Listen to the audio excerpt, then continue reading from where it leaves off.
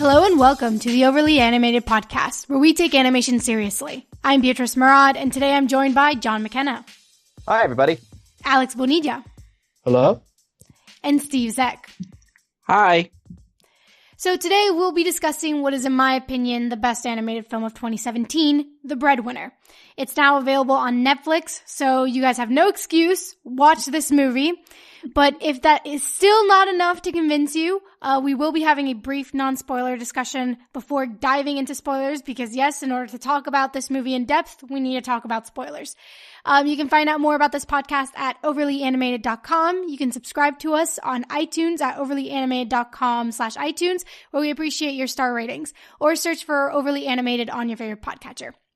So I just want to start off by asking you guys, did you like this movie? John, let's start with you. I liked it. It was a compelling story. It was about this really tough time in Afghanistan's history that doesn't get as much sort of play anymore ever since the 2001 when the Taliban were eventually kicked out. But it had a great the characters were really good. I thought the animation really had that great sort of like Middle Eastern quality. The flashbacks really looked like they came out of a book. So I really liked the blend of styles they had. In terms of the plot was definitely okay. I'm not sure. I still felt like it was missing something. I'm not sure, like a real big conflict, maybe like more filled in sort of backgrounds. But aside from that, it was good. It was all right for me. Cool. Alex, what about you? It was definitely a very mesmerizing film to watch. It never really got my attention distracted throughout the entire thing, which was a bit of a surprise considering the longer than I expected runtime of the movie. But yeah, just it's a very overwhelming sense of dread at times. Just not you never get the sensation that, oh, this is just going to end in a happy ending no matter what, like you would with most animated films. It's definitely one that keeps you hanging. I do think it's not a totally consistent film, especially in certain parts, but once you get to the climax, you're all in, and I think that final like 20 minutes is probably one of probably the best part of this movie, and just all in all, it's a very emotional at times film to watch. I'm curious. You said that it seems it's longer than you expected, but it's only 90 minutes. How long did you think it was? Oh, really? I mean, yeah. It felt like 1 hour 45, 1 hour 50. So, but also I'm saying like it's not consistent at times. So maybe there are parts that dragged a little bit more for me then. Now that we're putting that out of the way. But yeah, that the ending is like where it all comes together. But I do think along the way there are parts that maybe feel a bit rockier than others. Gotcha. Steve, what about you? Did you like this movie? Oh, I liked this movie a lot. It's good. It went by fast. 90 minutes went by pretty fast for me. I love how they kind of mixed in the short stories within the movie. I mean that's why it felt so short. And for a movie though, I knew it's definitely more grittier than say like a similar movie like Mulan, which had sort of a similar premise. And I knew it wasn't going to like change the world, like the plot wasn't going to be she's going to change the way they do things. But I was expecting to be a little more darker than it really was. I don't know so much I can say without going to spoilers. When we go into spoilers, I'll mention more of what I expected. But it's a fine movie. I liked it, and it's a movie Beatriz likes. So. And you know what a tough critic Beatriz is? You are, Beatriz. So if you like it, it's got to be great. I mean, again, movies are subjective, but I appreciate your vote of confidence. I will say that I adore this movie. Maybe it's because I'm like Arab. I am a woman, and seeing like very blatant misogyny being familiar, like seeing an animated film, especially in the context of 2017, where it wasn't a spectacular year for animation. This film does something and brings something to the table that no other film of that year did. And I did see it in a theater. I didn't, like, the first time I watched it was in a movie theater, so I saw it in a big screen. I was practically the only person in the theater. So maybe that's also part of why I wasn't going into this expecting this incredible thing. I just went in and was blown away by it. So yeah, I'm surprised that I don't think it's a perfect movie. I do think it does have certain things that it doesn't do perfectly, but in terms of, in the context of 2017, I thought this was just like by far the greatest thing, even just simply because it dares to do things and tackle things that no other movie, even Coco, just doesn't try to do. So I find it interesting that I got that some of you have such a kind of like a tepid kind of reaction to it. All right, so before we go into spoilers, I just want to ask, because A Girl Wants to Dream, what are the chances it's going to win an Oscar? Or is Coco just going to take it because it's Pixar?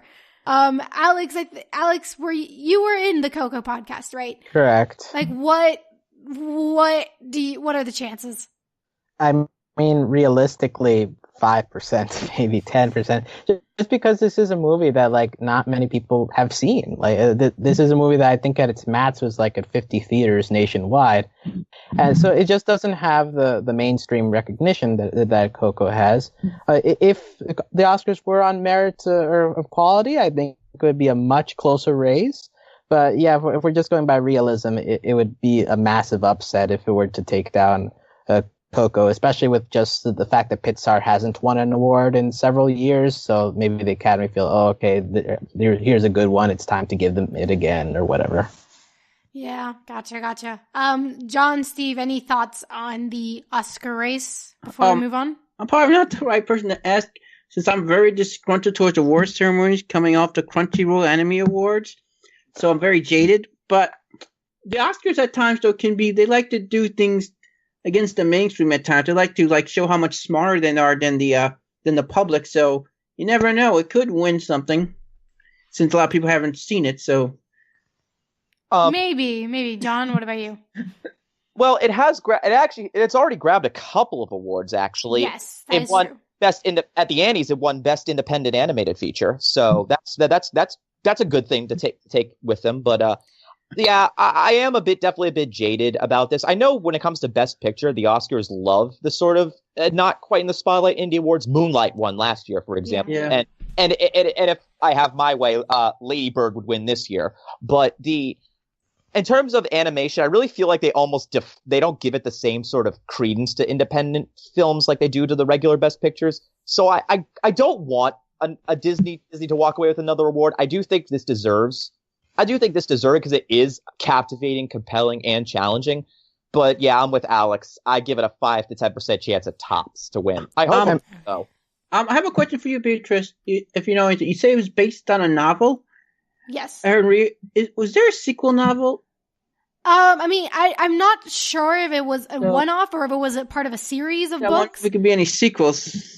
Oh no, I don't know if there'll be sequels to this. There might be, but I don't think so. Usually the studio tends to do one-off films because they're from the same studio as like Song of the Sea, right? So I have yet to see that studio do a sequel to things. So I'm not sure if they will. But yeah, okay, so we're gonna move into spoilers. Now we're gonna do our deep dive into this movie. To answer Steve's question, actually, yes, there is a sequel called Parvana's Journey, which the author also wrote. All right. Cool. Well, there you go. If you want the story to continue, you can read the book. But yeah, so we're going to get into spoilers. Leave now if you don't want to be spoiled. I don't want to hear about you being spoiled. This was your warning. All right, so let's start off with this beginning part of the film and how it just kind of opens up and sets up all these pieces. So we open up with essentially just the arrest of her father. All right, so we start with them at the market, and she's with her father, and then suddenly two members of the Taliban, Idris and Razak, come and they ask, like, okay, why is she here? Like, what's going on? And Idris is a very young, angry man who, for me, like, he is terrifying because not only is he terrifying because radicalized youth, it's a thing, it's a problem, but also because by the end of this movie, it just really shows you, like, there's so much with this character, and he's not the main focus, but the bit we have from him, I think the little bit we have from him is really interesting to explore. But yeah, so he feels insulted by her father, and next thing we know, he gets arrested. And it's a big deal because in this very restrictive society, women can't be seen walking outside without a man next to them, and the only man in their house is this baby boy outside her father. So they can't really do anything. They can't buy clothes, like they can't buy food. They can't do anything without that freedom. So how did you guys feel about this setup, this opening, and how was it jarring for you to kind of be thrown into this world that is so radically different from our own, or was it refreshing to see such a honest but brutal portrayal of things? Like, where were you when you watched this? John, let's start with you. Well, when I played it on Netflix, it said in the description that this was definitely Taliban Afghanistan. So I was expecting that we were going to see sort of Taliban elements out front and out loud, because you have to establish who the villain is in this case, in which case the villain is the broader society. Idris definitely was, I liked how Idris was portrayed. You could definitely get the sense that this is a kid who, you know, got caught up in the tumult of the time period. He's almost trying to shout down his insecurities and his because he's trying to be this guy. It's like, oh, you know, what is she doing here? She's old enough to marry. This is an affront to Islam. And even like the older guy there, who is also Taliban, is like, calm down, dude, calm down. You could definitely tell it's almost false bravado, where he's trying to make himself this big manly guy by fitting into, you know, these people that gave him opportunities, try to constantly oppress his rulers, but it's not. You could definitely tell he's still not sure of it. He was a student. We have reason to believe he was a great student, a great, well-educated, well brought up, and he's just, you know, sort of gone a wayward path rather than just being genuinely evil. Yeah. What about you, Alex? Well, see, I'm on the other hand. We're not going to talk about the final scene with Idris yet. I think that's where they add a little bit of character to him. But in this opening, at least to me, he just comes off as just a one-dimensional bad guy. Like, okay, this is the guy we're supposed to hate. He has no redeeming qualities, and Razak is the guy who's kind of reeling him in. So, as for the scene itself, like it is a good introduction to just what this world is like. I especially enjoy like how we begins more with Nurullah telling Parvana the story, and Parvana's like, oh, I don't really care about stories anymore. And as they're walking, she's like, well, what does it matter? So like, at least there you're already setting up like she's kind of tired of the system already, and that's just before her father is taken away entirely. So it's a very strong scene to begin, and it definitely sets you up for the tone that this movie is going to take.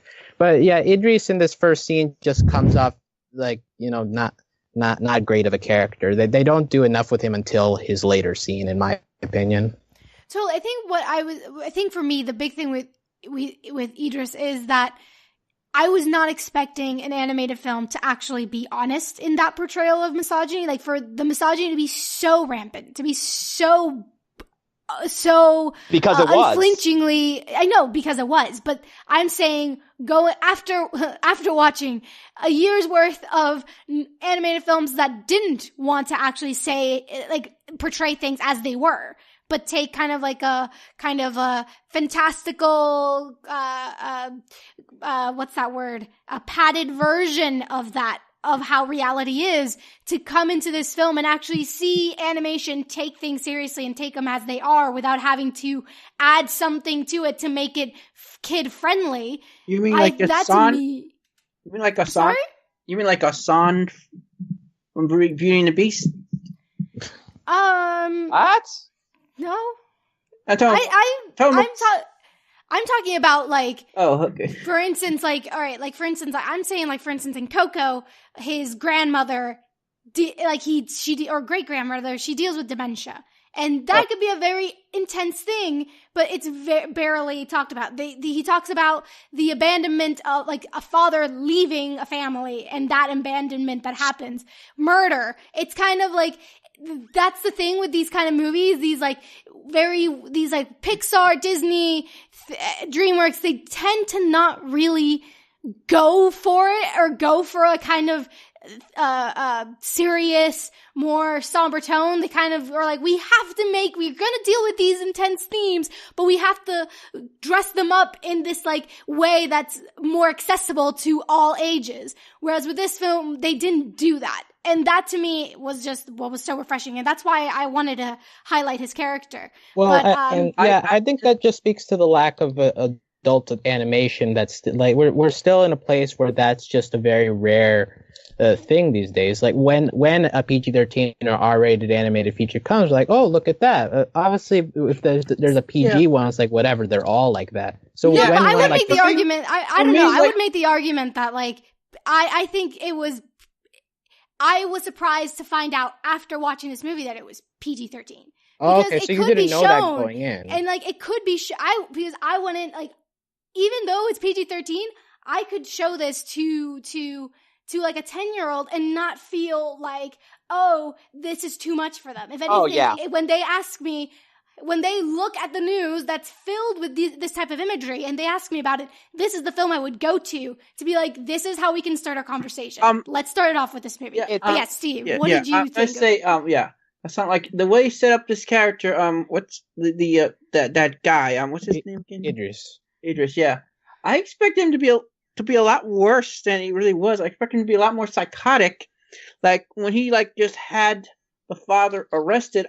Part of me was like relieved because when I saw him like spying on them at the end of the first scene, I thought he was going to do something worse. I thought maybe he was going to murder him or something, because the way to set up this character and the way to set up this world, I expected a much more darker, grittier type of movie than we got.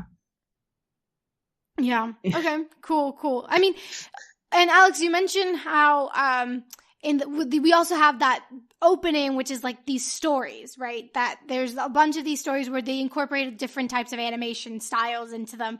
So because I don't want to get too into this kind of other layer of the film where we deal with a lot of the actual storytelling and that happens within the film through these characters, because that's where things get for me, things get a little shaky. But what did you guys think of this kind of contrast between these animation styles? Was that something that you appreciated, or was that something that you found to be too jarring of an experience visually? John? I liked the contrast because it was a great way because it felt like someone was reading me a book when there was the story about the Elephant King. And it also was allowed to give some separation between the main storyline and the alternate storyline. And I like it when they do that because it does sort of get you in the mindset of like someone is telling, like almost reading a book to you. And the main animation for the main storyline, I liked it. And to go on what Steve said, how he didn't think it was going to be, he thought it was going to be a lot darker, grittier than it was. I feel like the animation of the main story arc helped lighten it up a bit. It was still very colorful. It was very vibrant. I liked how they played with the light, with sunlight there, making it the sunsets and the sun ups. It kept it just light enough so that it just wasn't that you could feel it wasn't always going to be this dark, foreboding story, even though it is still a dark period. So I liked how they were able to blend the two. Gotcha. Alex, you were going to say something? Yeah, I was going to say, I appreciate the fact that these stories are kind of like breaks in the main story, like because the main story at times gets so emotionally heavy. And so when these times come, like, hey, keep telling us the story of the Elephant King, so it feels kind of like a break or like a place to like catch your breath. So in that sense, I appreciate what it's trying to do there.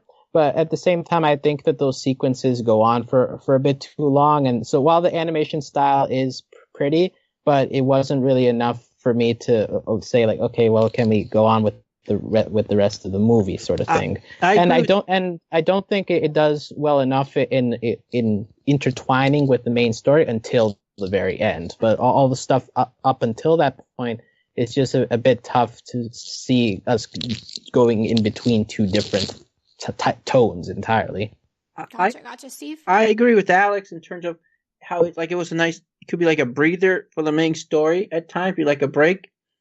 And I don't know. I did think though, one thing I did like though is how you often don't get a direct end. Sometimes it just ends abruptly and get back to the main story. So you gotta keep on your toes a bit. That's one thing I liked about that. It wasn't. There was no all the time. They were never clear when the story ends and we get back to the actual canon of the movie. Gotcha. Okay, so then let's talk about what happens after. So her father's taken, and they need food. They need to. They do try to get him out initially. Her mom does go with Parwana to speak to the prison governor, but it just goes very poorly, and she gets beaten. Her mother gets beaten. We don't see it, but we do see the aftermath. We do see her bruised. And after this is when Parwana decides, okay, like she on her own, without saying it, she just decides, okay, I'm going to dress as a boy. And we're introduced to her family and all that, and it's great. But I think what's really astonishing about this next chapter of the story, which is this like kind of transformation she goes through, is this immediate sense of liberation from her. Like, it's so stark how different she is now that she has a taste of freedom. So like, Alex, you mentioned how in the beginning she says, what's the point of stories? I'm too old for them. Like, oh, like I don't want to hear about joy. Like, I don't want to focus on things that give me, I feel like her rejecting that was like, I don't want to hear words that give me hope because this is a hopeless place I'm living in. And then once she becomes a boy, there's just this kind of turnaround with her, and like she holds herself up like high, like she holds her head up higher. She's not as timid.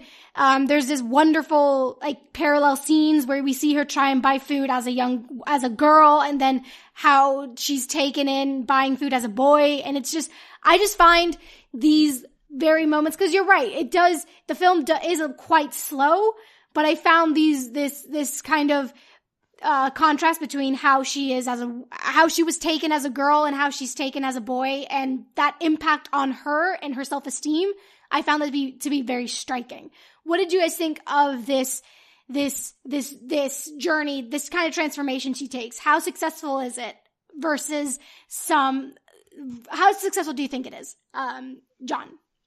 Very successful, and also kind of cute in a way. Like when she goes to the main store to buy the raisins, the rice and stuff, you could tell she's like no idea how to act. It's like kind of a kilo of rice, a kilo of naan, and a small amount of raisins. And the shopkeeper is like, a small amount. Well, how am I supposed to measure that? And they're like, and you can tell it's like they're laughing, they're having a great time. And which again plays in another thing, that even in such a restrictive culture that they were in, people were still having the opportunities to laugh and talk and have a great time, which was also kind of heartwarming. And the kid pays the money, and they're talking to her. It's like, this boy doesn't know he's being ripped off, does he?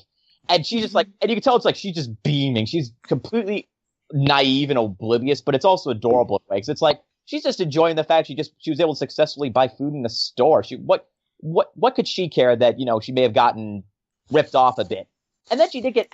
And then later on, she does get a bit smarter. She starts haggling. She starts, negotiating and doing all that. So she gains in confidence, which is also really great too. And you can make the argument that technically she's ripping them off, because before she couldn't be able to. So now she's like, haha, I'm actually the real winner here. But yeah. I'm a girl. You were forced to take my money and give me services. Haha. But yeah, Steve, what about you? What did you think? Oh, yeah, that was great. I like how she just did it. They didn't make this like big production out of it, and how like even like her older sister helped her a bit to get her haircut, and we found out that she is this spoiler. Can I say that she wasn't she wasn't the only person with that scheme? Like there's another character that did that too.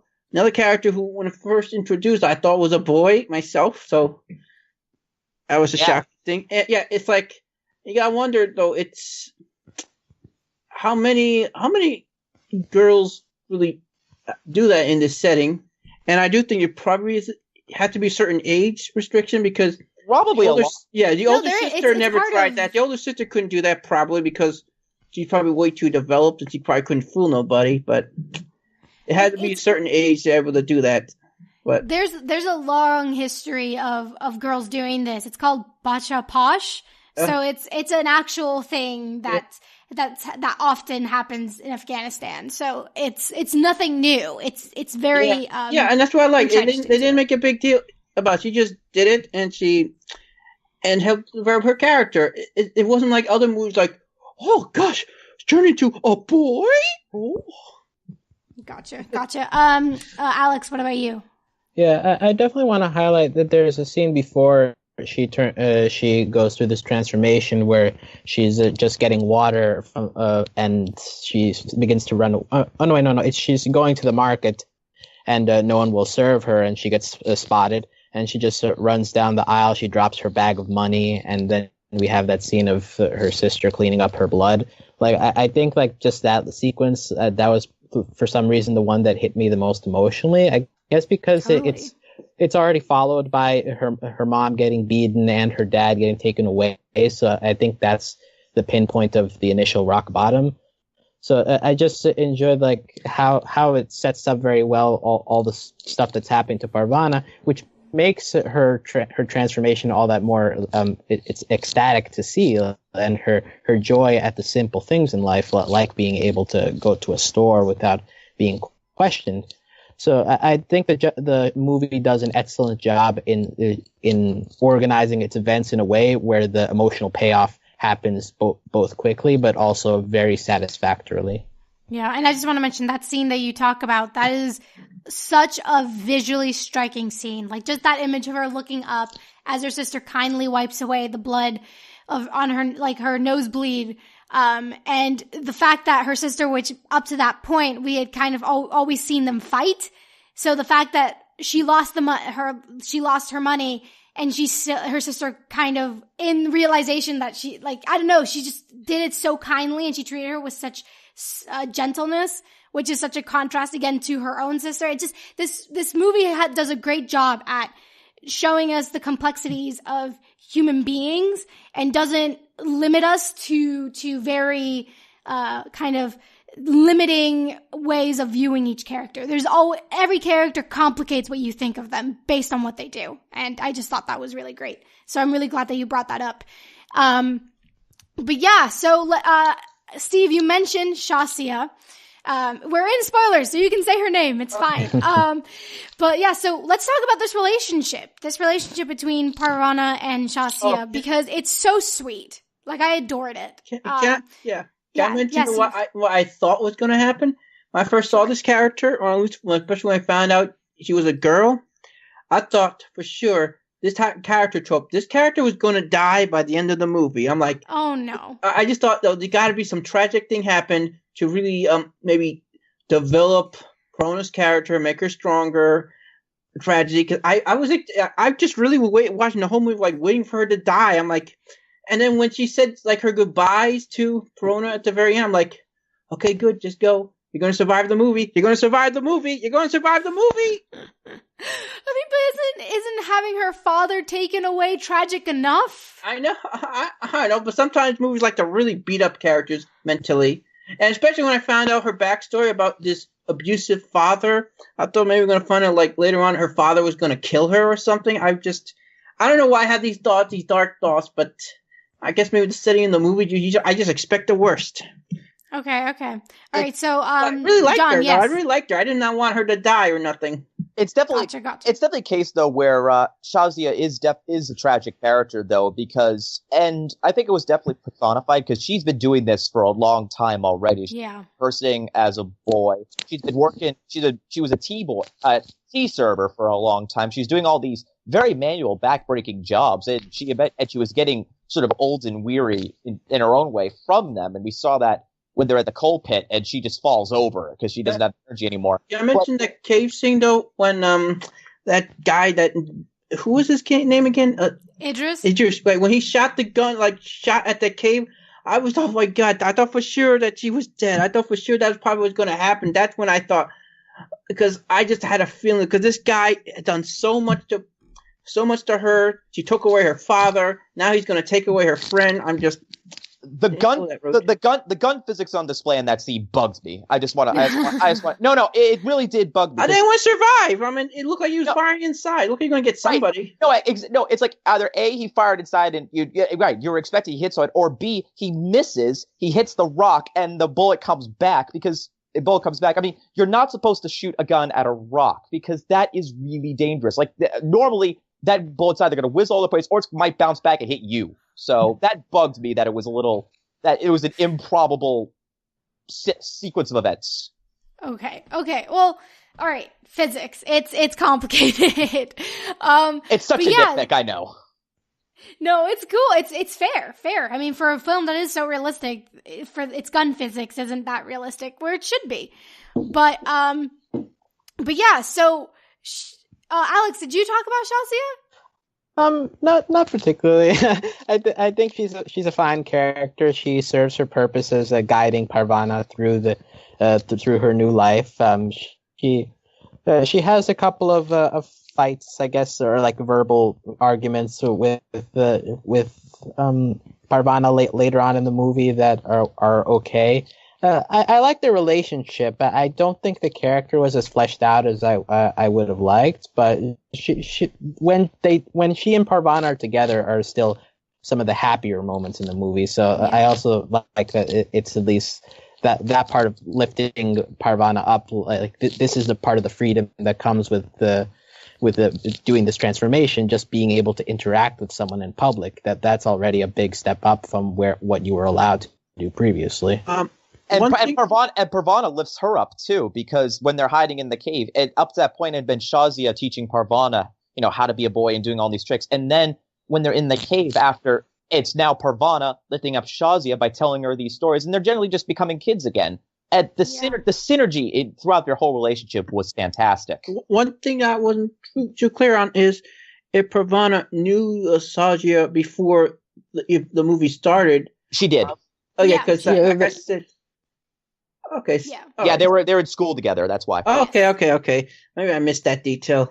So it was brief. Yeah. All right. Well, then let's talk about this other kind of surprising friendship in a way, friendship that appears in the film, which is Parvana now as Atesh, that's her male name.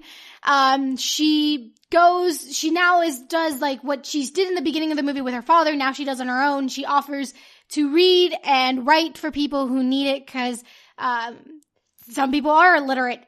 So she meets Razak, who is the man from the Taliban who was there with Idris when the whole initial encounter insult did her father insult Idris or not encounter happen. So what did you guys think of Razak? Because he is definitely a character that for me is kind of one of the breakouts for me because already the next time we meet him is already we initially meet him and we're not on his side because he is part of the Taliban. He's one of the people who got her father in prison. He's someone that we're shown to be against, and it would have been just so easy to leave it at that. It would have been so simple. He could have just been someone else. But instead, the next time we're introduced to him, he asks her, she first says, like, where is the man here? And she's like, I'm his nephew, ? And he gives her a letter to read. And it's the letter of news that his wife has passed.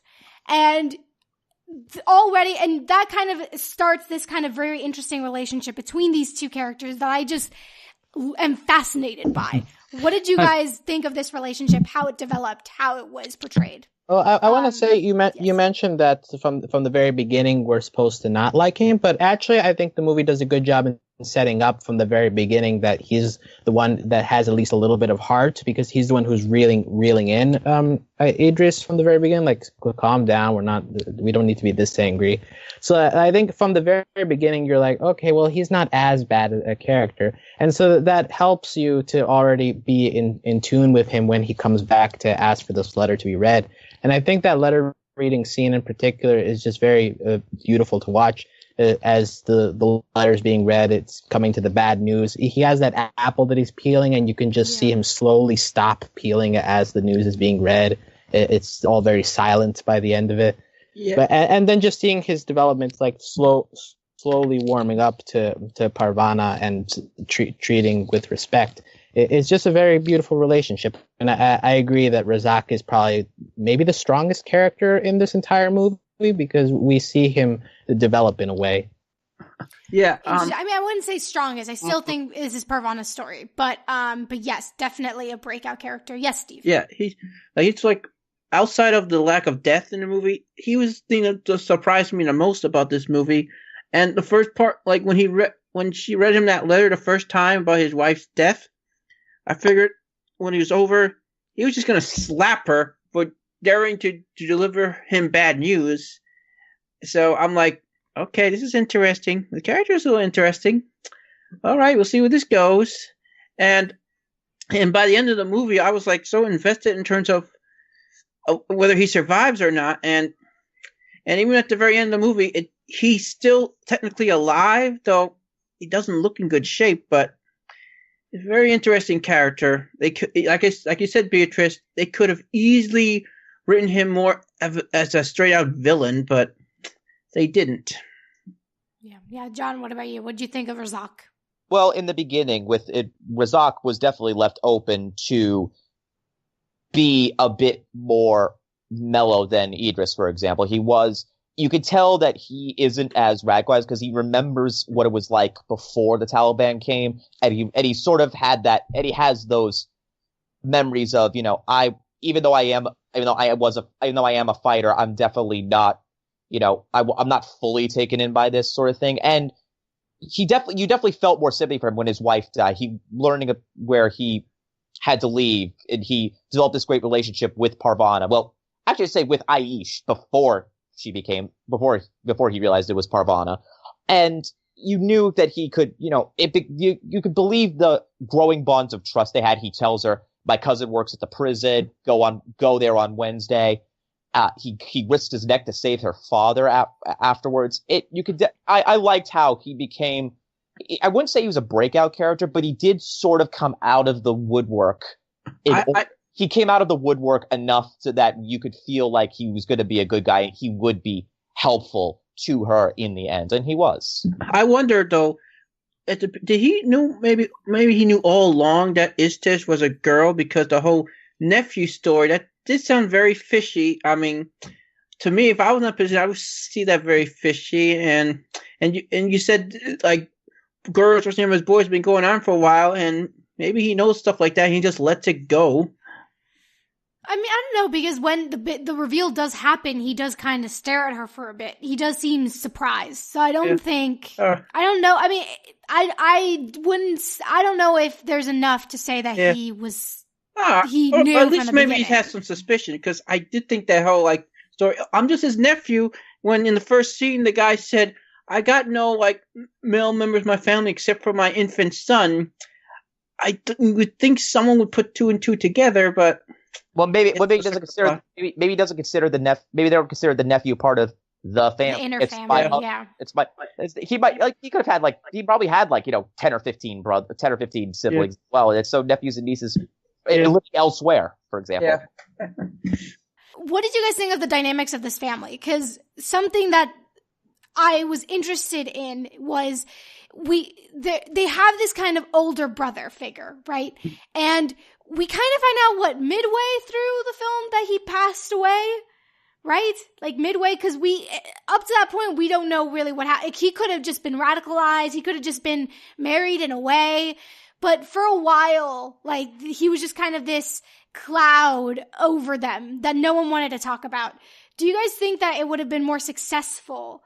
Their family dynamic would have been more successful had this not been a reveal. Had we from the very beginning known that they had an older brother who passed away. Maybe we don't know how yet, but that was a reality, and that would have made, say, when her mom sees Parvana for the first time, when she says you look like Suleiman, and when throughout the film she starts confusing the two and not realize, starts mixing them up. like, what do you guys think of that? Do you think that this was a smart decision to do, or do you think that it should have been told up front? I John. think. Or Alex, go, please. Well, please. I think it was a fine decision because I prefer that Suleiman gets revealed over time. Like as Parvana is opening up to Shazia is when she finally gives that information.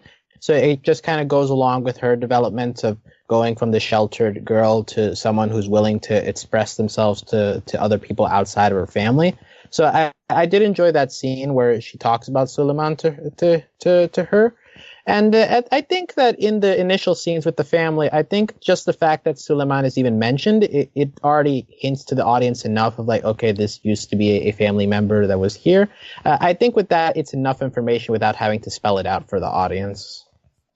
Gotcha. John? Right. Yeah, I agree. And also, I agree. And you could definitely, I really did think he had died in the beginning. It was, and in a way, it's like, we don't know this much until the midway point. And I kind of get that. I believed it because we learned, how he died. He picked up a toy that was an IED. And I could understand. It's like, they're like, my mom doesn't want to talk about it. Well, why would they bring it up? Like, what would preempt them saying, oh, you're like my son. You're like your brother who got exploded in the street. You would, like, a family wouldn't talk about that. They wouldn't keep reliving it. So I thought it was handled extremely well. Mm-hmm. Gotcha. And Steve, anything to comment? Like I said, I thought it was pretty clear that he passed away before this movie. I mean, the only other alternative would be that he was taken away, like the father at the beginning, and never saw him again. But even then, you probably assume he'd be dead. Yeah, gotcha. So did you guys, because this is something that I've asked others and they didn't quite catch in the first place, did you guys know that her mom was a writer? Not until the very end where Suleiman gives that speech to Okay, so story. that didn't pass by you, because I've talked to certain people who were like, oh, she was a writer despite watching the movie. So I did want to ask, because I think the film is trying to bank on the fact that she's literate to make the connection, and I don't think it worked. I do get that she was educated though, but I didn't think she was a writer. Mm-hmm. Because, I mean, they do say it, but for a lot of people, like, it kind of goes over their heads. Because before, like, whenever I tell people that, because for some people who say have reservations about this kind of story, within a story element of the film, of like, they didn't quite understand why it was that Parvana was telling this story and that this story was continuing and whatnot about Suleiman, the character, not the brother. It was when I told people like, oh, it's because, but her mom's a writer, so it would make sense that stories and stuff like that are a big deal in their family or whatever.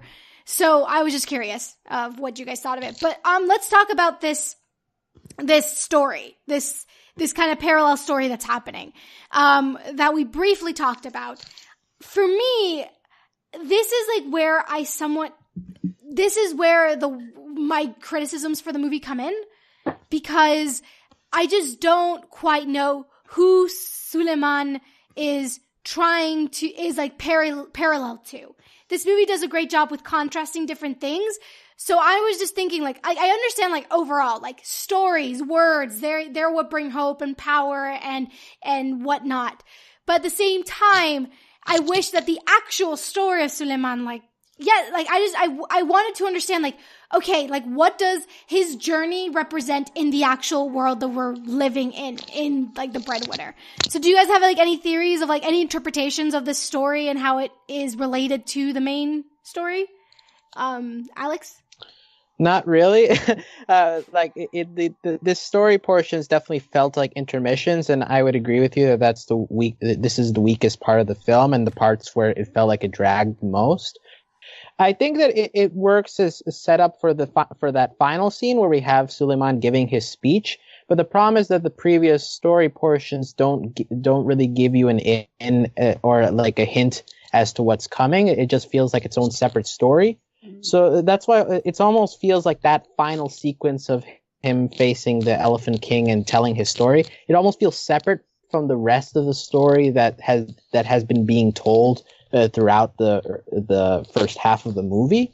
So, like, I almost feel like it would have worked regardless if we'd seen the first half. Like, if we only saw that final sequence, like, mixed in with the climax, it probably still would have worked.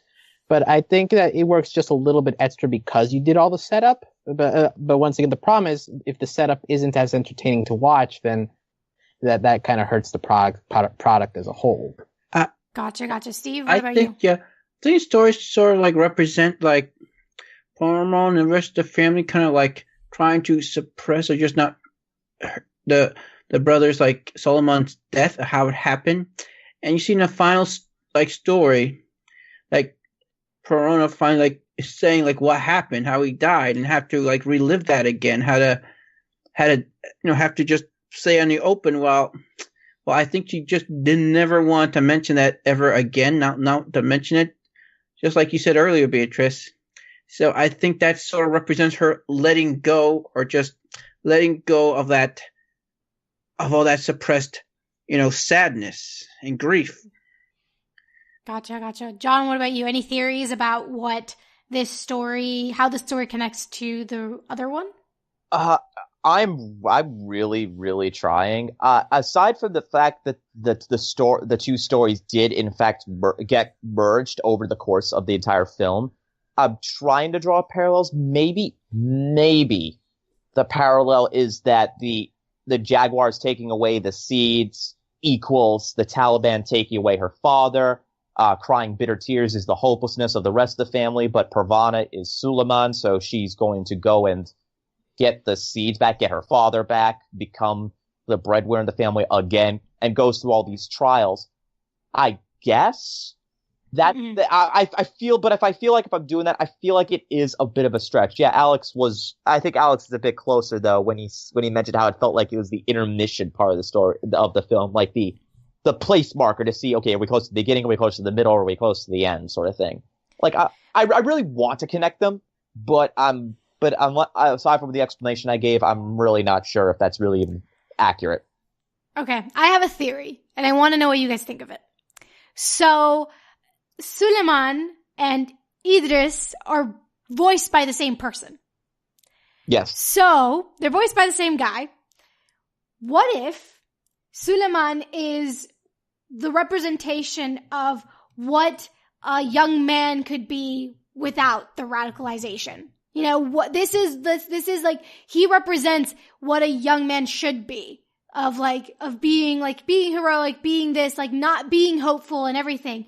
And what his purpose is, juxtaposing him with, and it's even more tragic because he shares the name of a character that died young, of a young man that died young and could have grown up to be, say, a leader of peace, a leader of more noble means.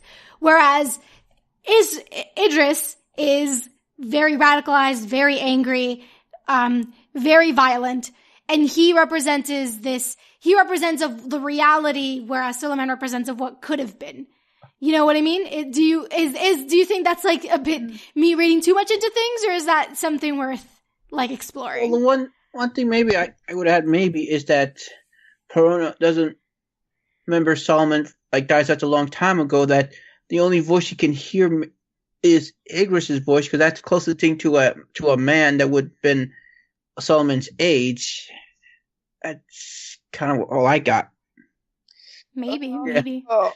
I'm not sure how much can be read into a voice cast decision, to be honest. And I think it's closer to say that this is a more representation of the mythologized version Parvana has of her brother, where she remembers him as this great heroic guy, because maybe enough time has passed where she sort of let the possible negatives of having a big brother, of which I'm sure there are probably many, have let those go, and she remembers her brother as this great guy, and she's imparting that onto the story.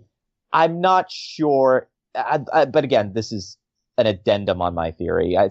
You might, again, Beatrice, like, your guess is as good as mine too, but I'm not entirely sure how much that works.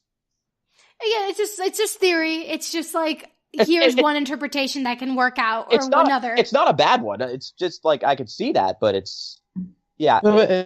And in any case where we're like pulling things from outside the film, like voice casting decisions to try to justify what these scenes actually mean, and the fact that they're using such fantastical imagery, like an old woman milking a goat or being thrown into a well of emeralds, the fact that that Shozia is able to just inject her parts into the story, making it not entirely hers, right? So all in all, it just feels like a storytelling. But if you're gonna try pulling a meaning out of it, the movie hasn't done enough to make that meaning mean anything in the context of the story. And this was right. And this was originally a novel, and now we don't have voice acting in the original form of this media. Look, I just want to say that in terms of like voice casting, it's still part of the decision. It's still part of the movie making process. So I just saying that. People may scoff at it, but I think it's a valid to use that as part of like evidence because, and I'm going to quote Star Wars Rebels here, a character there said, it's art. Art always has meaning. And part of the art making of film is casting. So, right. But also part of it is getting that meaning across to your viewers. Mm-hmm. Right. Right. Yeah. But again, like there is like the whole death of the author theory. It may be something that you take out of it, but not necessarily something that the filmmaker wanted you to take out of it. Does that make sense? Mm. Yeah. So again, just like theories, this film is like it's right for interpretation. So there's many ways you can interpret it. If anything, this just kind of highlights that the film itself kind of doesn't know how to link these two together. So it's kind of like, how do we as an audience walk away trying to link these two together? Yeah, these two kind of parallel stories. You could definitely tell that they were trying, and they just didn't hit the mark. Right. I'm pretty sure, though, the Elephant King's supposed to represent, like, that Taliban, like the... It could. Yeah. He could. Certainly. You know, and like, what's the one? How do you stop it? Is through words, not through violence. So there you go. There's another kind of way to. There's like a more pacifist message of it. But yeah, so let's talk about this kind of finale of this movie. Because as Alex mentioned, this is kind of where everything kind of just falls into place. So her older sister, Soraya, was offered to be wed with one of her cousins. So her mom tells Parvana, this is what's going to happen. They're going to come pick us up and then we're going to go. Parvana kind of flips out. She thinks, wait, but then if dad comes back, what's going to happen? He's not going to know where we are. So she tells her, let me go. The day before they leave, she goes, let me go see him. Let me try and get him out. Or at least let me tell him where we're going to be. So she heads off, but this is how the world works. The war had started when that very day. So when she leaves, the person who was supposed to come the day after comes early to get them out. And suddenly there's this huge drama where the mom and the sister and brother are kind of kidnapped in a way, or just kind of taken away. Parvana is heading for the prison to get her father, or at least let him know what's going on. And then suddenly everything's slowly starting to fall into place. So how did you guys, like, walk me through this? Like, what did you guys think when this was happening? Were you surprised how well it got pulled off? Or do you think it even got pulled off well? Alex, let's start with you, since you already kind of talked about this. So now you can talk in depth about it. Yeah, I definitely think this worked out. But just the fact that it has set up like 3 or 4 different things all at once, so you can bounce between each thing very quickly, but it all feels in the same tone of desperation, Fatma's desperation to just get out of that situation, Parvana's desperation to find her father, and we also get cuts to Razak, who's inside the prison, going in to look for her father in the midst of all that chaos. And we're also cutting into the end of the Parvana's story with Suleiman climbing up the mountain and dealing with the winds and the red lightning, and contrasting that with the bombs that are going on in the background. It might feel overwhelming, but I think that works considering how slow the movie had felt up to that point. Like it was not slow, but it was taking its time. So like just putting them all together like in one big mix, it just that part is just what caught my attention the most and made me excited to just see how all this was being juggled around, and just the colors that they use, especially in the story sequences, is very pretty to watch.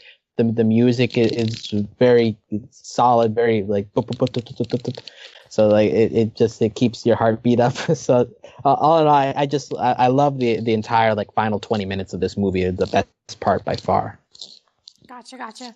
Steve, what about you? What did you think of this kind of final act? Oh, I thought it was definitely. It just came out of nowhere. How all the stuff going on all at once. Well, the first two acts were definitely much more slower paced.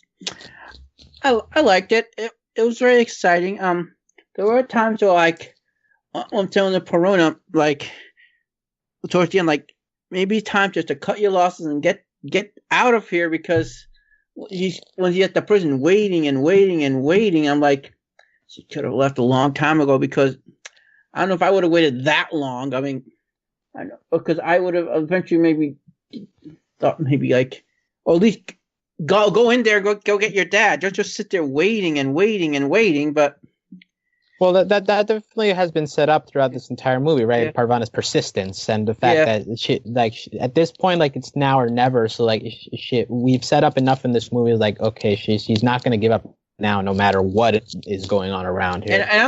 And like, can you talk about the very end, the last, like how it ends, or is that not yet, Beatrice? No, yeah, how it ends. Yeah. Well, I just want to talk about how at the end, Perona reunited with her father, but you know the family is split in half. Like the whole family does not get reunited at the end. It's just Perona, her father, and then her mother and her sister and brother are somewhere else, and we don't know if they ever will find each other again. So do you think that this is not okay? So do you think it's bad? It's a fault of the film for not giving us kind of like a happy ending / conclusion to that story? No, actually, no. I kind of compliment that it did not go for the complete happy ending. That it goes to a little more realistic type of ending, even though like pretty much nobody died in this movie. I think it could use some death to make it a little bit more realistic in this setting, you know. But the fact that everyone lived, I think, is enough of a happy ending for me. Gotcha. What about you, John? What did you think of this final act? And same question: do you think that the film is stronger for not giving us kind of like a neatly tied ending? I think I agree. Yeah, the film is better for not giving us the full happy ending because you have to just look at the context. Yes, she got her father out. He is still alive, and I'd like to think he isn't dying. He is gonna make it, and they're all gonna be reunited again. But we have to remember, what are they coming back to? They're coming back now to a country that is at war. They're coming back to a city that's already been kicked in the head. Is gonna get kicked in the head again, and there is gonna be struggles. But it is realistic in the sense that things are maybe going to be ticking upwards because, you know, Parvana has become a good breadwinner for the family. She has been making money. She has been buying food. They have been able to convince enough people that she is a boy. And I feel like it's not happy go lucky, but life can at least resume to some semblance of normalcy. Can I just add, though, the fact that it could be happy ending is that it also gives consequences to decisions made by these characters. That Perona had to suffer some consequences for her choices. Like what? Like I said, like went to find her dad, and for now, at least she's separated from the rest of her family. Well, they both are. Yeah, I know. That's what I'm saying. I mean, but it's not necessarily a consequence of her choice. It's more of a consequence of the reality because how are they going to know that the war was going to start that very day? Mm-hmm. Initially, like ideally, it was going to be, you know, she would have gone. They would have, because that wasn't supposedly the day that they were leaving. So it's not necessarily like consequence of her actions. It's more just consequence of circumstance of life, of circumstance. Yeah. Which I kind of like because often enough that's how usually it goes with civilians living in a warring state in a way. So that's kind of usually the reality for them. But yeah, I really enjoyed the ending. I do think that this is like when throughout the film, there are scenes where the film is like incredibly poignant and strong. You know, there's this one scene early on in the film where Parvana, like dressed as Atesh, she sees this woman being bothered by these men, and she kind of is frozen in her spot and being like, I need to like stop. She's whispering to herself, but to the men, like, stop it, leave her alone. But she can't seem to act. And it's like that scene and those type of moments are so strong. Yet the finale of this film, it kind of manages to take those kind of really strong and poignant moments and make them like last for like 10 to 15 minutes. I like, which is like, yeah. I like how the next scene though, when she's talking about that, I mean, her friend says, all you would gotten was a beating. Like, yeah. So it's kind of what I'm saying is like that kind of emphasizes kind of like the realities of things, but then the finale, what it does is it adds kind of this beautiful balance of not just like the reality of things, capturing that, but also capturing this kind of dramatic tension that the film has been building up to that point. So it's just this really wonderful payoff that I think is just really incredible, and I love the film for it. And I'm surprised. Like I know that Steve, you said that there weren't any deaths, but I think Razak does die. Well, the movie doesn't make that clear. No, It doesn't make it clear, but I look at it as like he looks at the moon and the ring of light, which is what represents his wife's name, and it's kind of like, oh, okay, like that's the last thing he sees in a way. But he didn't look like he was mortally wounded. He looked like he was in good shape for the situation. It's kind of the problem because we see that he gets shot in the shoulder, so you think, okay, that's a mortal wound. But at the same time, he's still able to lift this old man out of the prison after getting shot. So I don't think the movie does a good job if that's the meaning they wanted to get across, that Razak is going to die. There is also one a problem with the ending as well that I've just realized as well. I thought one of the better scenes, a more hopeful scene, was when Shazia and Parvana are talking about the dream of Shazia's dream to eventually see a great beach and sell stones next to it, and they have this really powerful scene where the war. Parvana knows she's going to go to Mazar Sharif, and Shazia is going to be staying with her abusive father, and she makes a promise of in 20 years. I'll see you at this beach in 20 years time. And I thought, well, that's just a really great, powerful ending. And that's really touching and sort of sad in a way, because she's leaving for a kind of sort of better life. Meanwhile, Shazia has to stay, is basically a prisoner in the city because she can't deal with her father. And then you realize that she's not really going to Mazar Sharif. She's going to be back with her family. They're probably going to head back to Kabul. I felt it kind of neutralized that scene a bit. Well, we don't actually know where they're going, so that's kind of the problem. And that thing cemented me even more that Shamranshi was going to die in this movie, because that seems like such a cliche tropey thing. Like when these like two characters make this like this pact, normally one of them ends up dead. Like if you saw like Forrest Gump, for example, like. Steve, stop trying to kill Shazia off. Stop it. and don't you drag Forrest Gump into this. He's a good boy. Well, look, I do think that the realism of just leaving this wide open, you don't know where Parvana and her family are heading. You don't know what happened to Shazia throughout this war and all. So, but I think leaving it all entirely ambiguous up to the imagination of the viewer, that fits entirely with the tone of this movie, which is just like, this is real life. You don't know what's going to happen the next day. You don't know if you're going to be alive the next day. You don't know where you're going to live the next day. And that's kind of the tone of this entire movie. And so I accept that going along with and that to me that actually makes that scene more powerful of them saying goodbye, because really, although you're making the promise in 20 years, there's no guarantee that's actually going to happen, even with the semi-happy ending you get at the end of this movie. And a scary thing though is I feel like it's very easily that the little brother can grow up to be an extremist. Like what's his name? Why are you so pessimistic?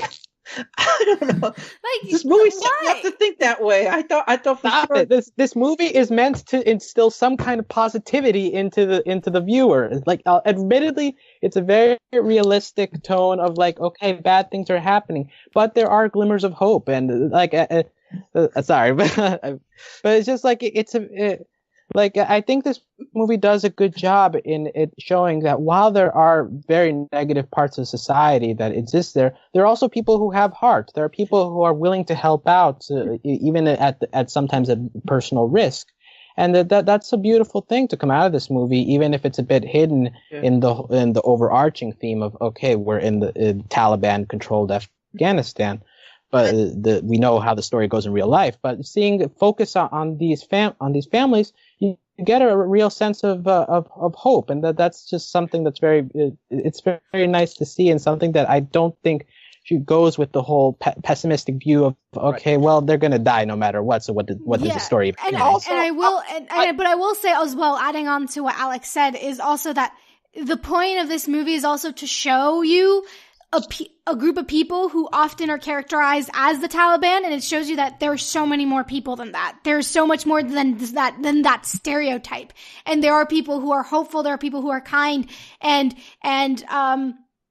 I wanted to finish off this podcast reading off kind of this last little bit of dialogue in the film, that I think is like the thesis of this movie, which is like, we are a land whose people are its greatest treasures. We are at the edges of empires at war with each other. We are Ariana, the land of the noble. Raise your words, not your voice, which I think is like beautiful. It's just beautiful words string together. And I mean, we could talk about like, oh, it's not dark enough, or oh, it's people don't die, but it's a war film or whatever. But I think the point of this movie is to show people and to show and to expect, and there is tragedy and it is dark. The fact is, like, yeah, maybe they don't die, but there is suffering involved, and that to place death above suffering in terms of tragedy, I just find that I don't know, I just don't agree with that. But yeah, so that's all for this podcast. You can find out all the info on this podcast at overlyanimated.com. Join us on Discord to text chat about animation at overlyanimated.com/Discord. Support us via Patreon at patreon.com/overlyanimated. Thanks to all our current patrons, especially our patron of the podcast, Damien, aka Diamond Day. And thanks, as always, to our Patreon executive producers, John, Ryan, Steve, Alex, Andy, and Hugh. Thanks for listening, guys. We'll see you next time. Bye. Bye. Bye. Take care. All right.